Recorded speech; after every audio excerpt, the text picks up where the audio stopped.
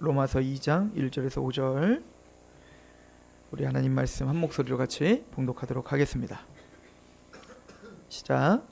그러므로 남을 판단하는 사람아 누구를 막론하고 내가 핑계하지 못할 것은 남을 판단하는 것으로 내가 너를 정죄함이니 판단하는 내가 같은 일을 행함이니라. 이런 일을 행하는 자에게 하나님의 심판이 진리로 되는 줄 우리가 아노라. 이런 일을 행하는 자를 판단하고도 같은 일을 행하는 사람아 내가 하나님의 심판을 피할 줄로 생각하느냐. 혹 내가 하나님의 인자하심이 너를 인도하여 회개하게 하심을 알지 못하여 그의 인자하심과 용납하심과 길이 참으심이 풍성함을 멸시하느냐.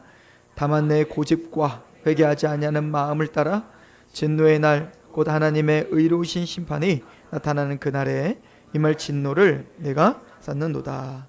아멘. 잠시 기도하겠습니다. 하나님, 주의 말씀 앞에서는 우리를 붙들어 주옵소서.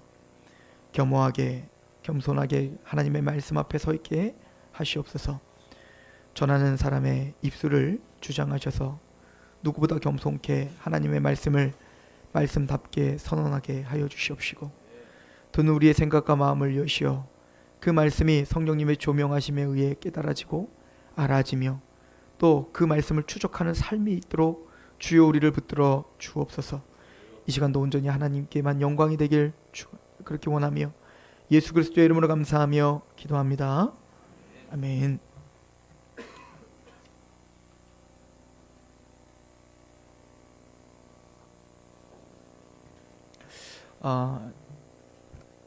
지난주에 우리가 월요일부터 수요일까지 우리 청소년 청년들이 수련회를 갔다 왔습니다. 그래서 항상 수련회를 갔다 오면 그 수련회 주제곡을 같이 특송으로 하는 전통으로 오늘 이제 같이 특송을 했는데, 오늘 그 수련회 주제곡에 보면 그 가사가 너무 좋아서 우리가 주제곡으로 삼았는데, 그 말씀을 두려워하는 자, 또 그 말씀에 그 운명을 맡기는 자, 그 한 사람을 찾으시는 하나님이시다라고 이야기를 합니다. 제가 수련회를 진행하고 또 같이 우리 청소년과 청년들과 같이 말씀을 나누면서 제가 더 많이 은혜를 받았던 것 같아요. 우리 청소년 청년들이 아마 집에서는 어떻게 생활하는지 모르겠으나 수련회 기간 동안에 진짜 하나님 말씀 앞에서 서려고 하는 그 모습들을 보였고, 또 말씀에 반응하는 모습들을 보면서 야, 진짜 소망이 있구나. 진짜 말씀 앞에 두렵고 떨며 자신을 좀 점검하려고 하는 정말 그런 청소년들이 있구나. 그런 청년들이 있구나. 또 작지만 그런 교회가 있구나 라고 하는 것 때문에 그냥 제가 좀 감격이 됐고요. 이번에 우리 수련회 때 주제가 이단 비판이었습니다. 그죠? 그래서 4번의 메인 강의를 했었는데, 첫 번째 강의는 이단, 한국의 그 지금 한국 교회를 어렵게 하고 있는 모든 이단들을 좀 전체적인 좀 큰 그림을 잡았고요. 어떤 이단들이 어떻게 접근을 하고 또 어떤 이야기들을 하는지에 대해서 이야기를 나눴고, 이제 본격적인 저녁 집회부터는 신천지의 비유풀이와 또 그들의 성경 해석이 얼마나 허황된지, 그러면 그 신천지의 그 비유풀이가 얼마나 잘못된 건지를 알아. 그렇다면 우리는 뭔가요? 우리가 성경을 보는 시각과 또 우리가 하나님의 말씀을 두려워하며 그 말씀 앞에 우리의 운명을 걸어야 될 텐데, 그러기 위해서 그러면 우리가 바라봐야 될 성경을 바르게 해석할 수 있는 방법이 뭔가? 그렇다면 신천지나 안상홍증이나 정명석이나 통일교나 그런 많은 이단들을, 그 이단들의 특징이 있어요. 그 이단들의 특징은 거기 빠진 사람들은 모두가 다 전투적이라는 얘기인 겁니다. 예를 들어서 이제 정명석이 이제 2월달에 출소를 한다는 거 아니에요? 이제 감옥에서 나오게 됩니다. 근데 정명석이 감옥에 갇혔는데도 불구하고 그 정명석을 따르는 인원은 지금 4만에서 5만이요. 줄지를 않았습니다. 근데 우리 교회를 생각해 봅시다. 우리 교회에서 우리 교회가 예를 들어서 100명이다 라고 하면 100명 중에 몇 명이나 너에게 소망을 묻는 자들을 대답할 것을 준비하라 하신 베드로전서 3장 15절의 말씀을 의거하여 너는 왜 교회를 다니니? 너는 왜 예수를 믿니? 라고 물어봤을 때 도대체 우리 교회 몇 명이나 하나님의 말씀을 펴서 정말 전심을 다해서 내가 믿고 있는 말을 설명할 수 있는가? 몇 명이나 될까요? 예를 들어서 신천지가 지금 뭐 16만, 17만 뭐 그렇다고 해요. 그럼 그 16만 명 중에 몇 명이나 그러면은 걔네들은 자기들의 교리를 말할 수 있는 사람일까요? 제가 보기에는 웬만한 사람들은 다 말할 수 있습니다. 제가 요번에도 그 얘기를 했는데 제가 군대에 가서 안상홍 증인의 후임병을 만났다고 했어요. 근데 그 안상홍 증인에는 제가 이단을 본 적이 없어서 그 친구가 너무 신기해가지고 그때 20살 때죠. 너희들 교리를 좀 나에게 좀 알려달라고 했습니다. 저는 그때 신학생이었습니다. 신학교 1학년을 마치고 1년 동안 선교사 훈련을 받고 그리고 군대에 가서 군종병으로 있었던 신학생이었다고요. 그 친구는 제가 그때 22살이었나? 그리고 그 친구는 이제 막 빠른 생일이라 19살짜리가 들어온 거란 말이에요. 굉장히 어리죠. 근데 그 친구가 안상홍 증인이라고 하니까 제가 물어봤어요. 그랬더니 그 친구가 제 성경을 가지고 한 30-40분을 지가 믿는 거를 너무 잘 설명하는 겁니다. 너무 설득되게. 그때는 굉장히 설득되게 보였어요. 그게 허황된 교리인데 모르니까.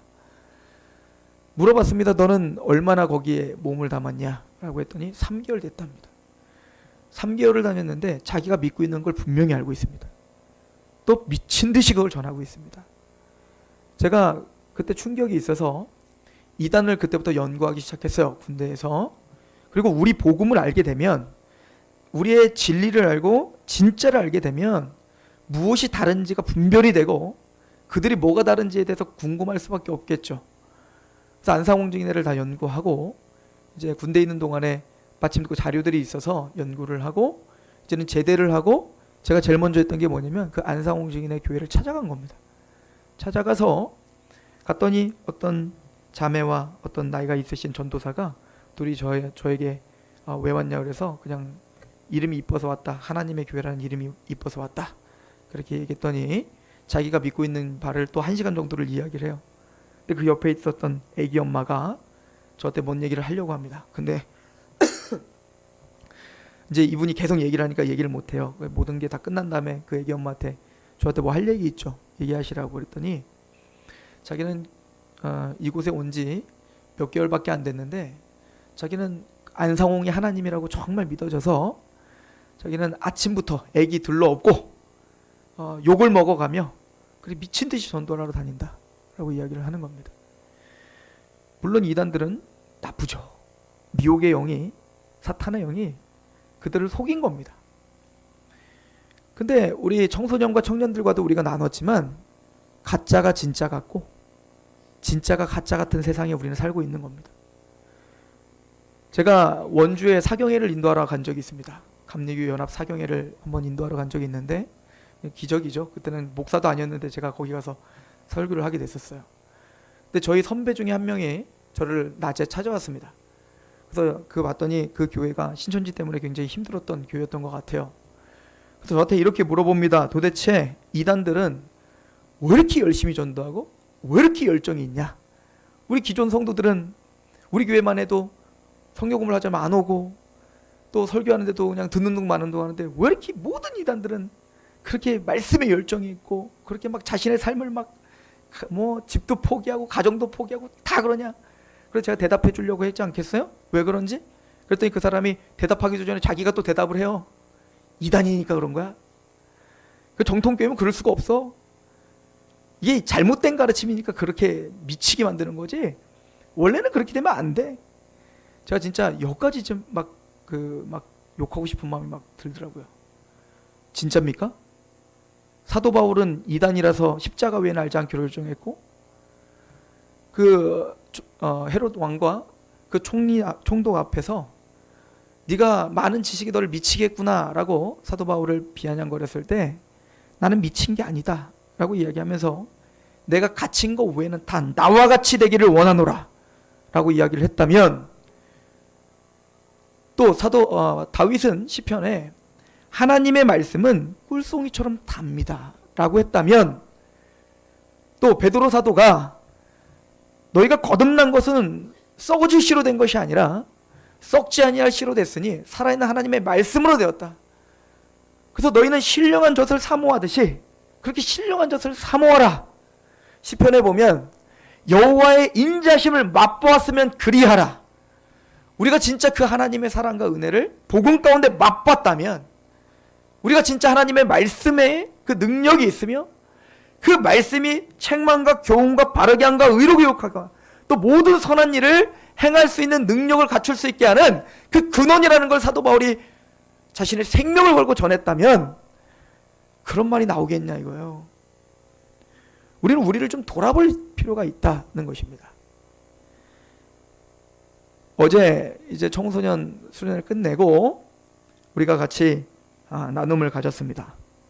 이번에는 진도를 나가지 않고 청소년은 강도사님이, 청년은 제가 수련회 같이 나눔을 가졌다는 얘기인 거예요. 우리 청년들이 눈빛이 달라졌습니다.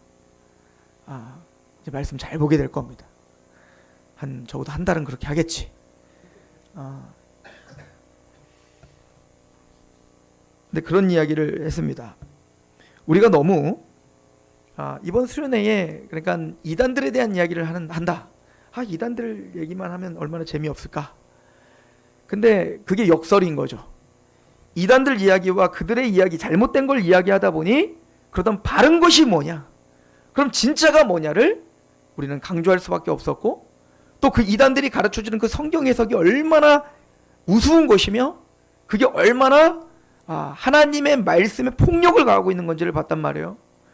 그럼 그들이 알지 못하는 그 복음의 비밀, 또 성경을 통해서 하나님의 영광이 드러나게 하는 그 전 역사와 그 모든 섭리 가운데 주관하시는 그 하나님의 섭리와 은혜와 은총이 다 담겨있는 하나님의 말씀을 밝히 알아 그 말씀에 감격하고 있는 우리가, 그러면 그 말씀 앞에 어떻게 살아야 될지를 우리가 스스로 이제는 결정해야 될 때가 왔다는 얘기인 거예요.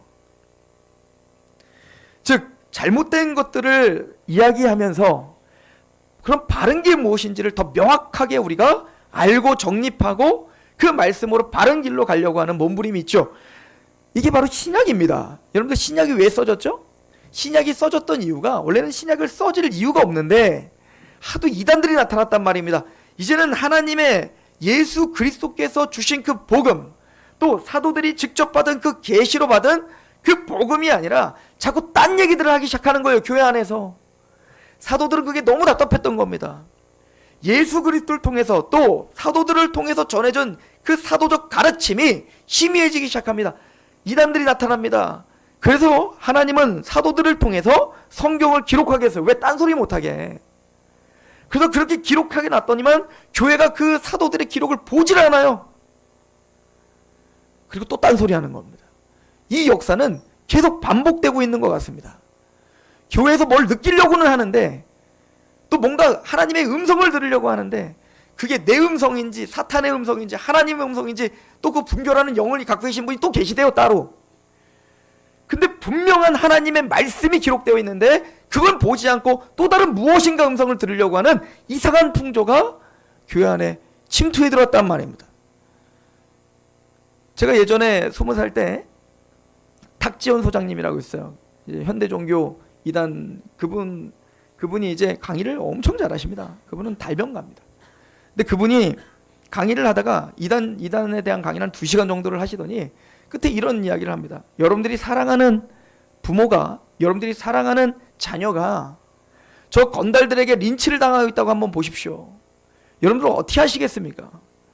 그 사람들이 나보다 더 크다고, 나보다 더 많다고 그냥 불 보듯이 그냥 불 구경하듯이 쳐다만 보고 계시겠습니까? 그 사랑하는 사람 린치를 당하면 내가 맞아 죽을 각오라고 뛰어들지 않겠냐고요.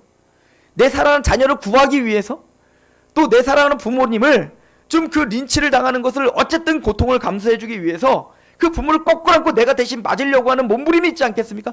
이게 진짜 사랑 아닙니까? 우리 아버지께서, 우리 하나님께서 이단들에 의해서 린치를 당하고 계시다는 거예요. 마땅히 영광 받으셔야 될 그 하나님의 영광, 또 마땅히 존중받아야 될 하나님의 그 말씀이 이단들에 의해서 또 다른 많은 세상 쪽엔 풍조에 의해서 하나님의 말씀이 모독을 당하고 있단 말입니다. 거룩한 분노가 일어나야 되지 않겠습니까? 그러기 위해서, 그들과 대항하기 위해서 우리는 말씀을 미친 듯이 연구해야 되지 않겠습니까? 에스라처럼 내가 하나님의 율례를 연구하고 준행하고 가르치려 결심했다라는 그 결심이, 우리가 그렇게 많은 걸 알 수 없지만 그래도 어느 정도의 그 결심이 우리에게 있어야 되지 않겠습니까? 그 잘못된 것들을 이해하면서 우리는 그럼 바른 게 무엇인지를 교육할 수가 있다는 얘기인 거예요. 오늘 사도 바울이 그걸 하고 있는 겁니다. 로마서 2장은 유대인들의 죄에 대한 이야기를 하고 있습니다. 유대인들이 하나님 앞에 무엇던 죄를 짓고 있는가? 물론 이것은 아마 이 죄를 짓고 있는 게 로마 교회 안에 있지는 않을 겁니다. 아마 교회를 핍박하고 있는 유대인들, 그때 당시 유대인들이 이걸 보지도 않겠죠. 로마서를 왜 보겠어요, 유대인들이. 이미 로마서를 보고 있는 유대인들은 어떤 유대인들입니까? 예수 그리스도를 영접하고 그 복음 때문에 구복하여 지금 교회로 몰려든 유대인들일 텐데, 이거를 디아트리베라고 하는 그 어떤 그 논쟁하는 방법이라고 해요. 이 디아트리베는 뭐냐면 가상의 적을 선정해 놓고 그가 이렇게 아마 생각할 거야 라고 쓰고 그거에서 내가 대답하고, 이렇게 하는, 사도 바울이 이런 논쟁을 많이 해요. 은혜를 더하게 하기 위하여 그러면 죄에 거하겠느냐? 라고 이렇게 질문할 것 같은데 그럴 수 없다. 스스로 질문하고 스스로 대답하고, 내가 이렇게 가르치면 이 사람이 이렇게 생각할걸? 그걸 스스로 질문하고 또 그걸 스스로 대답해서 그렇지 않다. 이런 디아트르베와 같은 이런 논증을 이제 2장 3장이 계속 이어져 나가거든요. 그러니까 사도 바울은 지금 유대의 죄에 대한, 지금 로마서 1장은 이방인의 죄에 대한 이야기를 하고 있었다고요. 그 이방인들의 죄에 대한 이야기를 하고 이제는 유대인들에게로 넘어가서 그 유대인들의 죄에 대한 이야기를 하면서 단순히 유대인들이 나쁜 놈이야를 의도한 게 아니라, 즉 그 유대인들의 잘못을 지적하고 그것에 대한 그럼 하나님의 그 관심과 하나님이 그걸 어떻게 다루시는지를 설명함으로 교회의 모든 성도들에게 너희들에겐 그런 모습이 있지 않는가? 또 그렇다면 그것을 반면교사로 삼아 너희들은 그 반대로 복음을 알고 있다면 그 반대로 행해야 되지 않겠는가? 라고 교육하기 위해서 지금 유대인들의 죄에 대한 이야기를 하고 있는 겁니다. 오늘 본문을 보십시오. 로마서 2장 1절은 그렇게 말합니다. 그러므로 남을 판단하는 사람아, 누구를 막론하고 내가 핑계하지 못할 것은 남을 판단하는 것으로 내가 너를 정죄함이니 판단하는 내가 같은 일을 행함이라. 지금 이 구절이 이제 유대인들에게 하고 있다라고 하는 것이 이제 분명해지는 건 2장 17절에 가면 이제 나와요. 유대인이라 불리는 네가 율법을 의지하며 하나님을 자랑하며, 이렇게 유대인들에게 지금 하고 있다 하는 얘기를 이야기하고 있는 겁니다. 자, 그럼 그 당시에 유대인들의 잘못은 무엇이냐면요, 자신들은 의인이라고 생각했어요. 자신들은 의인이고 이방인은 죄인이라고 생각했습니다. 자, 그렇다면 그 사람들이 하나님 앞에 의인이라고 생각한 이유가 뭐였냐면, 나는 하나님 앞에 의인이야 라고 믿고 그렇게 살았던 이유가 뭐냐면, 첫 번째는 우리는 아브라함의 자손이다 라고 하는 것입니다. 그러니까 우리는 아브라함의 육적인 자손이야. 이것 자체가 그들을 교만하게 했습니다. 그건 축복입니다. 나중에 이제 이 부분에 대해서 그 로마서 3장에 대해서 지금 유대인들의 죄한 얘기를 막 한 다음에 3장에 그래서 사도 바울이 그렇게 또 혼자 물어봐요. 그러면 유대인이 남이 뭐냐? 유대인은 유대인으로 태어난 게 아무 유익이 없냐? 아니다, 많다. 유대인으로 태어난 것 자체는 굉장히 큰 은덕이죠. 왜요? 하나님이 다른 민족을 택한 게 아니라 누굴 택했어요? 아브라함을 택했고, 아브라함과 이삭과 야곱과 또한 유다와 다윗으로 이어지는 그 언약이, 또 아브라함의 자손 아브라함과 다윗의 자손 그 메시아신 예수가 그 유대인으로 태어났다고요. 이게 얼마나 복된 일이냐고요. 예를 들어 예수님이 한국 사람으로 태어났다고 생각해 보세요. 얼마나 마음이 뿌듯하겠냐고. 자, 그런 것처럼 유대인이라고 하는 것은 굉장히 좋은 일이죠. 왜? 그 당시에 우리나라 어떤 시대예요? 아브라함 시대는 그때 뭐 고조선도 안 세워질 때인데, 그때는 정말로 아무것도 모르고 우상숭배했던 곳 아닙니까? 그런데 적어도 그들은 여호와 하나님을 알 수 있도록 말씀을 주셨다고요. 율법을 주셨단 말입니다. 이것 자체가 얼마나 큰 덕이고 은혜냔 말이에요. 또한 그들은 뭐 때문에 자랑을 했냐면 우리는 이방인들이 갖고 있지 않는 율법을 갖고 있다는 거예요. 모세를 통해서 주신 율법을 우리에게 주셨다라고 하는 것이 그들에게는 자랑이었습니다. 근데 문제가 뭐냐면 하나님이 이스라엘로 택해 주신 그 목적이 있다고요. 그들이 단순히 이스라엘, 아브라함의 자손이라는 것 때문에 그들이 자동적으로 구원받는 게 아니야. 구약이나 신약이나 모두가 다 하나님의 언약을 의지하고 우리로 말하면 예수를 믿음으로 구원받는 거란 말입니다. 구약 시대에도 하나님이 율법을 주신 목적이 어디 있죠? 율법을 주신 목적은 예수 그리스도께로 인도하기 위함이었습니다. 예를 들어서 제2정 율법이 월삭이나 절기나 그 안식일 또 제사법 이 모든 것들은 차명상이 아니에요. 그래서 제사를 드리고 월삭을 지키고 안식일을 지키고 뭐 유월절을 지키고 이런 그런 것들을 지키면서 앞으로 오실 예수를 바라보게 했단 말입니다. 이게 얼마나 큰 특권이에요. 우리는 그런 거 하나도 없었다고요. 근데 적어도 유대인들에게는 그런 특권을 주신 겁니다. 그러나 이들은 그 율법의 진짜 의미를 이해하지 못하고 그 율법을 갖고 있다는 것만으로 그냥 만족한 겁니다. 근데 이게 단순히 유대인들만의 이야기가 아니라 사도 바울은요 지금 유대인들을 비판하면서 이렇게 이야기합니다. 17절 굉장히 의미심장하게 2장 1절에 그러므로 남을 판단하는 사람아 누구를 막론하고요. 그러니까 지금 유대인을 1차적으로 얘기하고 있지만 유대인뿐만 아니라 우리 모두에게 지금 뭔가 사도 바울이 하고자 하는 얘기가 있는 겁니다. 유대인들의 이 태도가 오늘날 우리에겐 없냐고요. 제가 오늘날로 해석해 드려 볼까요? 우린 교회를 다니고 있어요. 그래서 말로는 성도라는 이름이 있단 말입니다. 우리에게. 종교란에 나는 기독교인입니다라고 쓴단 말이에요. 또 그들이 율법을 갖고 있는 걸 자랑한처럼 우리는 성경을 항상 끼고 다닌단 말입니다. 근데 문제는 진짜 성도, 진짜 기독교인, 진짜 믿음이 뭔지를 모른단 말입니다. 성경은 갖고 다니는데 성경이 진짜 하고자 하는 얘기를 모른단 말입니다. 그럼 유대인과 나은 점이 뭐냐고요? 이해가시겠습니까? 사도 바울은 로마 교회에게 유대인들을 지금 비판하면서 지금 로마 교회 안에 있는 진짜 참되게 복음을 알지 못하는 모든 성도들도 다 겨냥하고 있는 겁니다. 또한 로마서 2장에 보면 이렇게 이야기를 해요. 그러므로 남을 판단하는 사람아 누구를 막론하고 네가 핑계하지 못할 것은, 여러분들이 이제 성경을 좀 진지하게 보시는 분은 이런 단어들에 좀 이제 민감하셔야 돼요. 로마서 1장에도 핑계하지 못할지니라 라고 말한 거 기억나십니까? 이방인들에게 뭐라고 했죠? 너희들 안에 하나님을 알 만한 것을 넣어주었는데, 그래서 하나님이 보이지 않는 신성과 능력을 보이지 않는 모든 만물 안에 다 넣어줘서 이제는 하나님을 알 만한 것 다 넣어줬는데 너희들은 하나님을 모른다, 하나님이 안 보인다. 이게 이방인들의 특징이죠. 적어도 유대인들은 하나님을 믿잖아요. 그런데 이방인들은 아예 그 하나님이 안 보인다, 안 들린다 해서 안 믿는다는 거예요.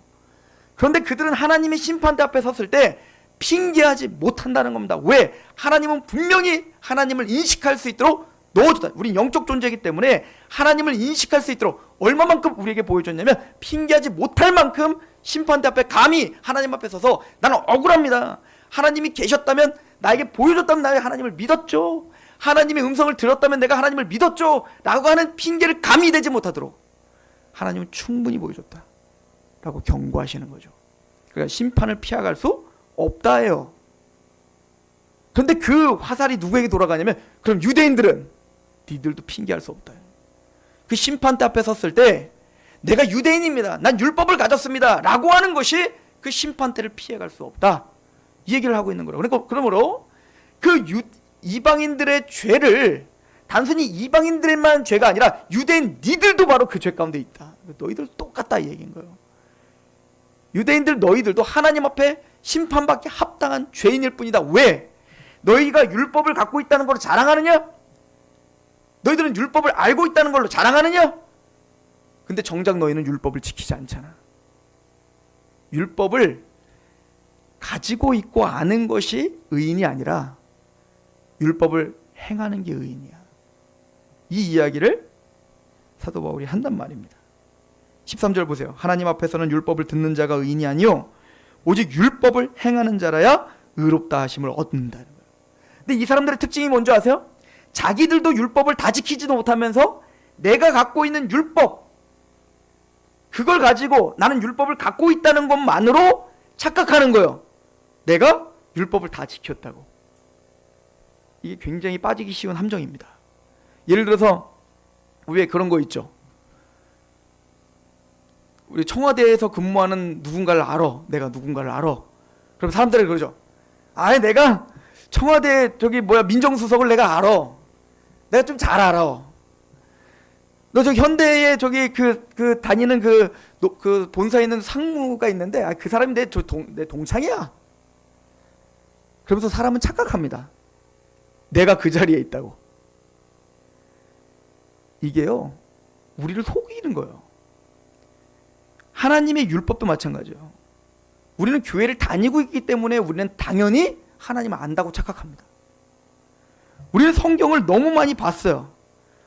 그래서 성경을 그냥 갖고 있기 때문에 우리는 성경을 그냥 안다라고 착각해요. 유대인들의 잘못이 이게 무지함이었습니다.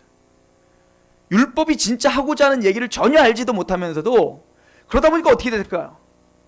남을 판단하기가 쉬운 겁니다. 그러니까 유대인들은 누굴 판단할까요? 이방인들을 그렇게 판단했던 겁니다. 너희가 율법을 모르잖아. 율법도 없잖아. 할례도 안 받았잖아. 근데 정작 그렇게 말하고 있는 자신도 하나님의 율법을 행하지를 못했다고요. 그래서 뭐라고 하죠? 네가 말하고 있는 그 말로 심판을 받을 거다. 이 얘기를 하는 겁니다. 이게 근데 단순히 유대인들만의 문제입니까? 우리의 문제라는 거죠. 우리의 문제죠. 이게 단순히 세상과 교회와의 싸움입니까? 교회 안에서도 문제죠. 사도 바울은 이 모든 것들을 폭넓게 우리 다루고 있는 겁니다. 하바국이 우리가 로마서 1장 17절을 해석하면서 하바국이 오직 의인은 믿음으로 말미암아 살리라 라고 하는 말씀을 우리가 상고했던 걸 기억하실 겁니다. 하바국은 하나님께 원망을 하고 있었었죠? 뭐라고 원망했습니까? 하나님, 언제까지 하나님의 이 백성, 이 유대인들, 이 이스라엘 백성들이 이렇게 악에 처하고 하나님의 율법을 개차반처럼 여기고 지멋대로 살고 있는데, 세상과 똑같이 살고 있는데 어느 때까지 이 이스라엘을 이대로 냅둘 겁니까? 우리로 말하면 하나님, 이 교회가 썩었습니다. 하나님, 어느 때까지 이 교회가 정말 이렇게 아까운데 치닫고 있는데 꼭 내리막길을 걷는 것처럼 그렇게 점점 시간이 가면 갈수록 하나님 말씀에서 떠나고 있는데 언제까지 하나님 이렇게 침묵을 지키고 계실 겁니까? 이 이스라엘을 언제 다시 회복시켜 주실 겁니까? 하나님이 이제 얘기하시죠. 그래, 그래서 내가 안 그래도 처리하려고 했다. 하바구가. 자, 기록해. 그리고 말하는 게 뭐죠? 내가 바벨론을 갈대아 사람을 들어가지고 완전히 초토화시킬 거야. 내가 이스라엘을 완전히 부셔버릴 거고, 예루살렘 성전 다 부셔버릴 거고, 포로로 끌고 가버릴 거고, 그때 그 두려움은 상상을 초월할 거야. 하바국이 깜짝 놀랐잖아요. 하나님, 내가 원하는 건 그거 아닙니다. 아니, 나는 이스라엘을 고쳐달라고 했지. 이스라엘이 사실은 그래도 이스라엘이 낫지. 세상보다는 이스라엘이 낫지. 저 바벨론보다는 이스라엘이 낫지. 그래, 저 더 악한 놈을 들어서 악한 사람을 치는 게 이게 말이 됩니까? 하나님, 저 악한 사람을 들어서 어떻게 의인이 이렇게 고난을 당하게 하나님, 이게 또 이 기도가 바뀐 거죠. 그때 하나님이 보여줍니다. 그래? 맞아. 믿음의 사람이란 그 믿음이 있기 때문에 너의 인생의 모든 문제가 다 깨끗하게 해결되는 게 아니야. 고난이 있지, 고통이 있지, 때로는 하나님의 징계도 있지. 그러나 그 길을 걸어갈 때 오직 의인은 믿음으로 사는 거야. 하나님의 약속을 믿음으로 사는 거라고. 그리고는 하나님은 그 바벨론, 그 세상의 심판, 그 어마무시한, 감히 우리가 상상할 수 없는 그 세상을 향한 하나님의 진노와 하나님의 심판을 보여줬다고요. 그걸 본 다음에 이 하바국이 깨달은 게 뭡니까? 하나님, 진노 중에라도 긍휼 잊지 말아주세요. 내가 이스라엘은 의인이고 저 바벨론은 악인입니다 라고 산정했던 것 자체가 잘못됐던구나. 이 유대인은 의인이고 저 이방인은 죄인입니다가 아니라 우리 모두가 죄인이었군요. 감히 우리는 그냥 유대인이기 때문에 왜 바벨론이 우리를 치는 겁니까? 저 악한 놈이 우리는 의인인데 라고 말했던 말이 쏙 들어간 겁니다. 그 심판 앞에 섰을 때 유대인의 모든 죄가 바벨론의 죄와 전혀 다르지 않다는 거예요. 지금 바울은 그 패턴을 그대로 유지하고 있는 겁니다. 로마서 1장에 이방인들의 죄에 대한 이야기를 합니다. 그러면 유대인들은 이렇게 생각하죠. 맞아, 이 유대인 이 이방인 나쁜 놈들, 하나님을 불의로 진리를 가로막아 하나님을 알되 하나님을 영화롭게도 하지 못하고 감사하지도 않고 스스로 지혜롭다는 하나님이 우준하게 되어 하나님의 썩어지지 않는 하나님의 영광을 썩지 아니할 하나님의 영광을 썩어질 사람과 금수와 버러지의 모양으로 우상으로 바꾸었느니라. 마땅히 하나님께 경배드려야 될 그 경배를 돈이나 권세나 자녀나 내 지식이나 그 어떤 것을 더 우선순위를 두고 하나님께 마땅히 드려야 될 예배를 그렇게 모독하며 사는 이 이방인들, 나쁜 놈들. 근데 사도 바울은, 유대인이었던 사도 바울은 꼭 하바국처럼 그들의 심판이 무엇인지를 보여주고 그리고 유대인들에게 돌려 너희들도 마찬가지다 하는 거예요. 그래서 복음은 이방인들에게만 필요한 게 아니라 헬라인이나 유대인에게나 구원을 주시는 능력이다라고 이야기를 하고 있는 겁니다. 유대인이나 헬라인이나 교회 안에 있거나 교회 밖에 있거나 우리는 모두가 복음이 필요한 사람들인 거예요. 단순히 내가 크리스찬이라는 이름을 가졌다고 하여, 내가 성경을 끼고 살고 있다고 하여, 내가 기독교 문화에 익숙하다고 하여 그 사람이 의인이 아니란 말입니다. 오직 의인은 하나님의 말씀대로 완벽하게 행해야 되는 거예요. 근데 그럴 수가 있습니까? 그래서 우리가 죄인입니다라고 구복하는 자가 있어야 된다는 얘기예요. 그리고 그에게 예수 그리스도의 긍휼이 있는 겁니다.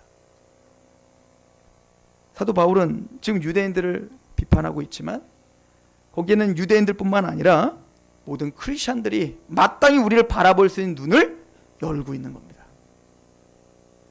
그러므로 남을 판단하는 사람아, 누구를 막론하고 네가 핑계하지 못할 것은 남을 판단하는 그것으로 네가 너를 정죄함이니. 왜? 우리는 판단하고 있는 것이 그 판단이 저 사람은 저래 라고 말했지만 나중에 보세요, 나도 그거 하고 있다니까. 이런 일을 행하는 자에게 하나님의 심판이 진리로 되는 줄을 우리가 아노라. 이런 일을 행하는 자를 판단하고도 같은 일을 행하는 사람아, 네가 하나님의 심판을 피할 줄로 생각하느냐. 너는 율법을 갖고 있다고 하여, 네가 단순히 육적인 유대인이라고 하여, 네가 할례를 받았다고 하여 그 심판을 피할 줄을 생각하느냐? 그건 전혀 상관없는 얘기다 이거야. 4절에 혹 네가 하나님의 인자하심이 너를 인도하여 회개하게 하심을 알지 못하여 그의 인자하심을 용납하심과 같이 길이 참으심이 풍성함을 멸시하느냐? 다만 네 고집과 회개하지 아니하는 마음을 따라 진노의 날 곧 하나님의 의로우신 심판이 나타나는 그날에 이 말 진노를 네가 쌓는구나. 하나님은 이스라엘 백성들에게 그 역사를 한번 보세요. 얼마나 오합지졸이었습니까?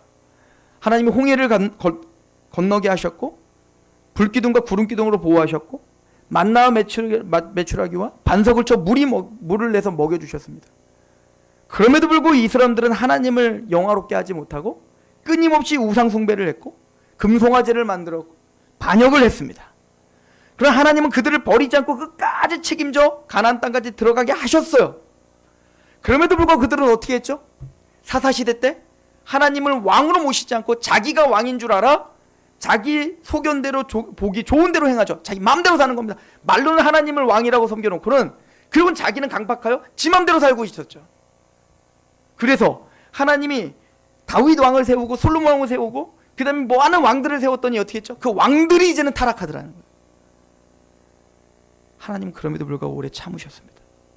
인내하셨습니다. 선지자를 불러 선지자를 통해서 끊임없이 회개하라고 촉구하셨습니다. 그러나 그들은 선지자를 죽였습니다.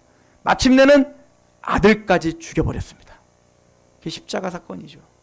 그 인간의 그 강팍함이 너희를 진노로 그 진노를 쌓는구나 라고 이야기를 합니다.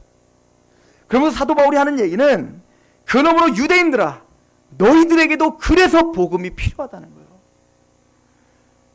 그러면 이걸 듣고 있는 이방인들은 우리도 그렇다는 거죠. 그래서 우리에겐 누가 필요하다? 화목제물 대신 예수 그리스도의 길이 아니면 우리는 살 길이 없습니다요. 하나님 그 진노 중에라도 긍휼을 잊지 말아 주십시오. 하나님 이 진노 중에 우리가 살 수 있는 길은 오직 믿음으로 사는 겁니다. 우리가 살 수 있는 길은 오직 하나님의 긍휼을 바람으로 사는 겁니다.